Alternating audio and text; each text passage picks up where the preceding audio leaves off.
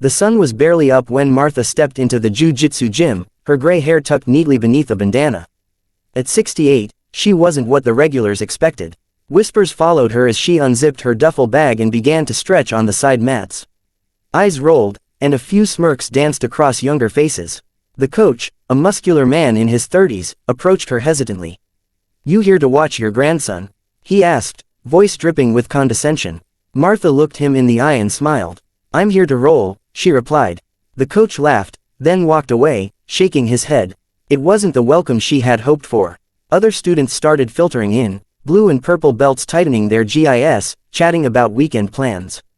None of them approached Martha. A few exchanged knowing glances, already assuming she'd be sitting this one out. But Martha quietly wrapped her belt and took a seat near the sparring section. Warm-ups began, and everyone filed onto the mat for drills. Martha joined without hesitation. As they did rolls and shrimping drills, she matched every movement with careful precision. Her posture was rigid, her form smooth. Some nearby white belts started to take note, she wasn't flailing like a novice.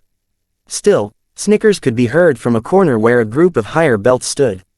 One of them, Josh, a 28-year-old black belt with a cocky grin, nudged his friend. "We should throw her a pity round," he said mockingly. They laughed, barely hiding their amusement at the idea of sparring the old lady. After warm-ups, the coach began pairing people for sparring rounds. When he reached Martha, he hesitated. "Why don't you sit this one out?" he suggested gently. Martha shook her head. "I came to train." The coach sighed and waved Josh over. "Light roll with her, okay," he instructed. Josh grinned. "Sure thing, coach." He walked over, towering over Martha. "Ready to dance, Granny?" He chuckled. Martha stood, bowed respectfully, and stepped onto the mat. Her face was calm, unreadable. Josh cracked his knuckles and dropped into his stance, eager to show off. The timer started. Josh made the first move, lunging forward with a classic double leg takedown attempt.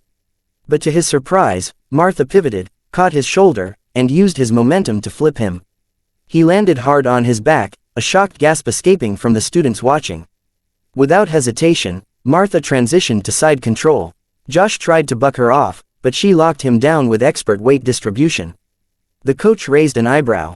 "That's not bad," he muttered under his breath. Josh, flustered, attempted a bridge, exposing his arm. Like lightning, Martha isolated the limb and swung her leg over his head.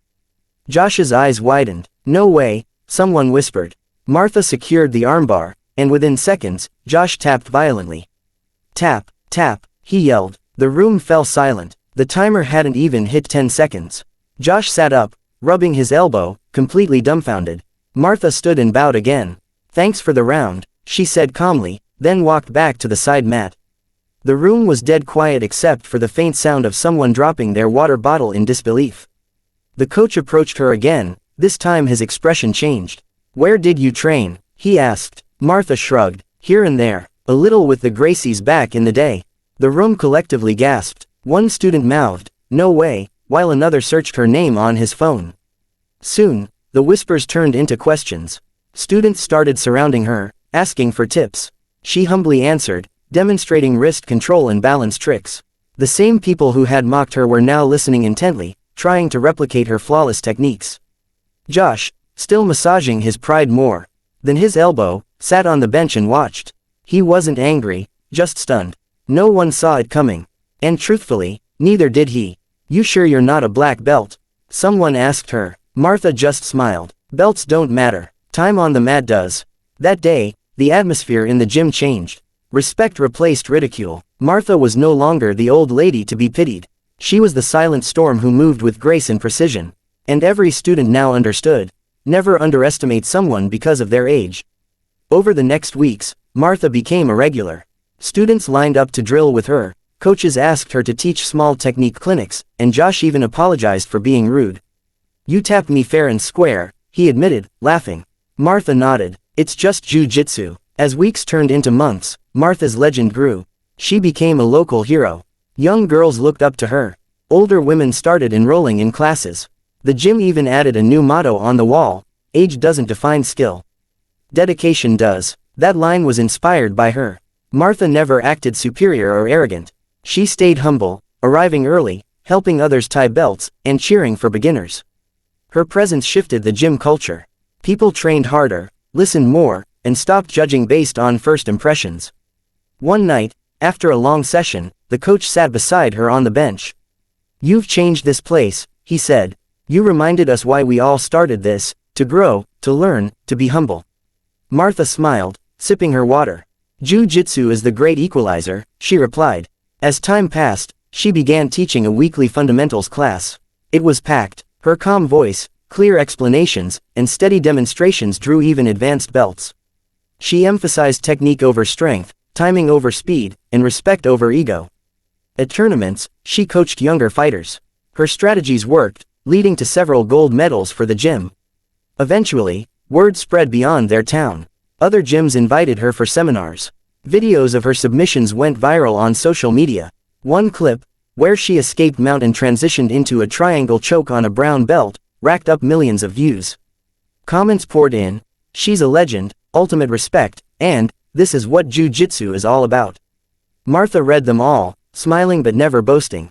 Even Josh became one of her biggest supporters. He often joked, "I was her first public victim," and laughed about it. Martha would nudge him and say, "You made me famous." Their dynamic had shifted from awkward to authentic friendship built on respect. New students arrived every month, many just to meet her. Parents signed up their kids, hoping they'd train under her guidance. Martha always welcomed them warmly. Her story inspired countless others to believe in second chances and late beginnings. Once, a reporter asked her what drove her to train at her age. She paused and said, "When my husband passed, I needed purpose. I found it here, on this mat. I remembered I'm still strong, still learning, and still living." That quote was printed in magazines. Years passed, and Martha never missed a class. Her body aged, but her mind and skill remained razor sharp. She earned her black belt in front of hundreds, receiving a standing ovation. Josh was the first to bow to her. Her eyes welled up. "Thank you," she whispered. The gym threw a party in her honor. Old photos of her early days training were displayed on the walls. Everyone from white belts to visiting black belts came to celebrate. "You taught us more than just jiu-jitsu," the coach said. "You taught us how to live with purpose." On her 75th birthday, she taught a packed seminar. The final move she demonstrated, the same armbar she used on Josh. As she locked it in, the class burst into applause. She laughed and let go. "Don't worry," she joked. "I tap nicer these days." Her legacy became a cornerstone of the gym. New students watched her story in orientation. A mural of her submission was painted on the back wall, with bold letters reading, 10 seconds. It became a badge of honor. A story every student proudly retold. Martha continued training into her 80s, adjusting for injuries and pacing herself. But she never stopped learning. "As long as I breathe, I'll roll," she would say. Her presence reminded everyone that jiu-jitsu was more than a sport. It was a lifelong journey. One winter evening, a teenage girl entered the gym, nervous and unsure. She spotted Martha warming up and asked, "Is it true you tapped a black belt in 10 seconds?"